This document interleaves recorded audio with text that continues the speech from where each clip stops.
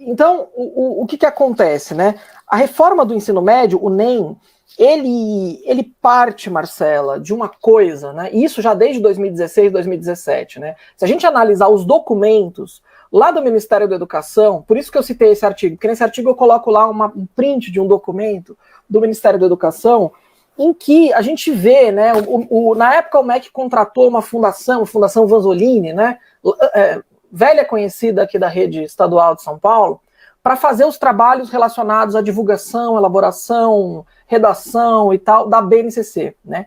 Entre esses trabalhos estava incluído um trabalho de elaboração de briefings de propaganda sobre a BNCC do ensino médio, né?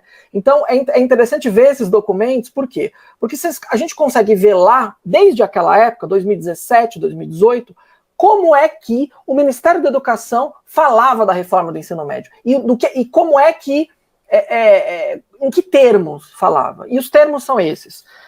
O ensino médio brasileiro é falido. Os alunos odeiam a escola.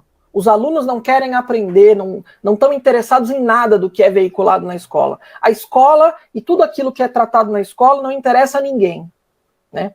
Então vejam bem, esse é um tipo de propaganda que é, na minha visão, muito perverso, né? Porque, na verdade, quer dizer, você cria um tipo de antipatia, né? O objetivo é criar uma antipatia entre os estudantes e o conhecimento.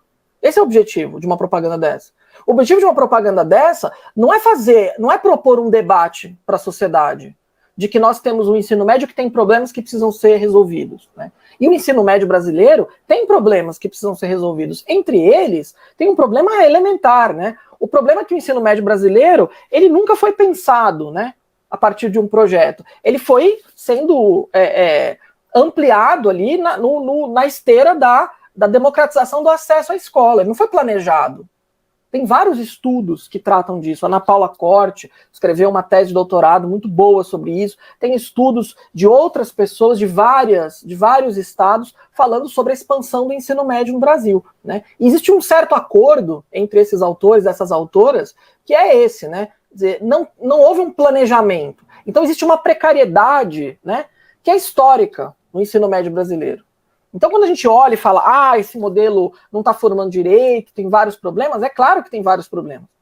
A começar pelo fato de que a gente tem uma falta, um déficit enorme, e é um déficit desigual, né, em termos da distribuição no país, de professores e professoras com formação específica nas áreas em que lecionam, com destaque para 4 áreas, né, física, química, sociologia e filosofia, por exemplo, né? Então, existe um déficit de profissionais.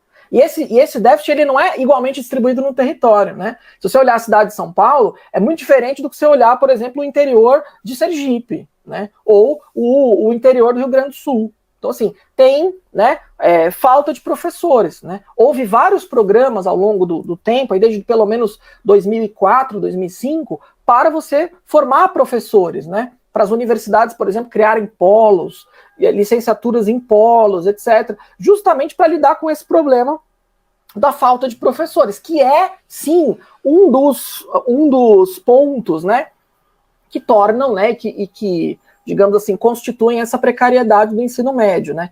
Então, veja bem, quando você ignora esses problemas todos, né, o baixo salário dos professores, a falta de infraestrutura nas escolas, a falta de política para você manter os alunos na escola. Então, no estado de São Paulo, eles adoram, por exemplo, detonar o ensino noturno, né? Querem fechar a classe noturna como se não houvesse amanhã. Mas não tem política, por exemplo, de permanência, para manter os estudantes. Todo mundo, eu adoraria que todo mundo pudesse estudar numa escola de jornada ampliada o dia todo. Todo adolescente, seria ótimo, né? Mas precisa política de permanência. Então, assim, na falta de tudo isso, certo? A gente decreta a falência da escola. E aí a gente faz essa decretação e a gente propõe o quê? A simplificação dessa escola, né? A gente vai simplificar essa escola para a maioria, para quem precisa mais dessa escola, né? Que é a maioria mais pobre, mais vulnerável, né? Que, obviamente, a gente sabe onde está, aonde moram essas pessoas, aonde estão localizadas essas pessoas, né? A gente vai decretar a falência, né? E aí a gente vai dizer, né, aí a gente vai construir, né, uma máquina de persuasão da opinião pública para dizer, olha, essa escola é um lixo, né? Para que eu vou estudar física, química, né? Para que eu vou estudar essas coisas? Não serve para nada isso, gente, né? Precisa estudar essas coisas? Precisa estudar sociologia nessa perspectiva? Estudar a estrutura social do país? Precisa disso? Precisa aula de gramática? Precisa estudar? Precisa aprender a resolver equação polinomial? Isso aí não serve para nada, gente, entendeu? Então a gente começa a pontificar essas coisas. E ao mesmo tempo a gente vai trazer, né, uma outra visão para essa escola, que é uma visão, claro, das elites, né? As elites vão pontificar o que essa escola dos pobres tem que ter, né? Tem que ser uma escola prática, tem que ser uma escola vinculada ao mundo do trabalho, tem que ser uma escola atraente, né? Como se todo o conhecimento e todas as atividades que a gente faz na vida fossem atraentes. Nem tudo é atraente na vida, né? Aprender não necessariamente é uma coisa intensamente prazerosa todo o tempo. Também tem um momento em que é chato, é difícil, é cansativo. Isso faz parte do processo de aprender, né? Mas quando eu pego e eu decreto a falência da escola, eu impeço a possibilidade de a gente reabrir um debate sobre os problemas de fato dessa escola, né? Então, eu acho que é assim, Marcela, que eu acho que é assim que essa reforma, já desde 2017, ela tem feito, né?